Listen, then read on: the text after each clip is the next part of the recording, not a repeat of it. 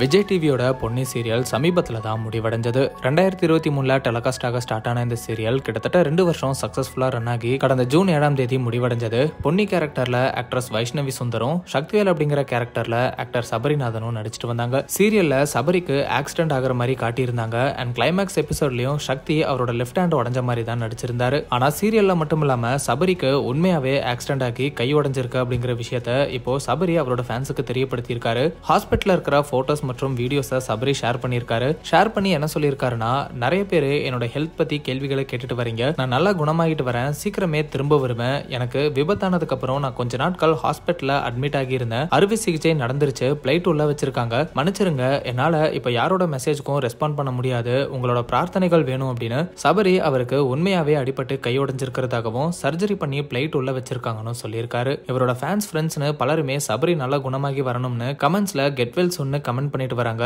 இது ஒரு பக்கம் இருக்க, சமீபத்துல சபரியும் மகாநதி சீரியல்ல காவிரி கேரக்டர்ல நடிக்கிற லட்சுமி பிரியாவும் திருமணம் பண்ணிக்க போறாங்கன்னு சொல்லி நிறைய பேர் கமெண்ட் பண்ணிட்டு வந்தாங்க. அந்த மாதிரி வந்த கமெண்ட்ஸ்க்கு சபரியும் நாங்க நல்ல ஃப்ரெண்ட்ஸ் தான், மேரேஜுக்கெல்லாம் வாய்ப்பே இல்லைன்னு சொல்லி மறுத்திருந்தாரு அப்படிங்கறதும் குறிப்பிடத்தக்கது.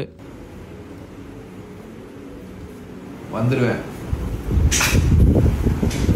சீக்கிரம் வந்துருவேன், ஒன்றும் இல்லை.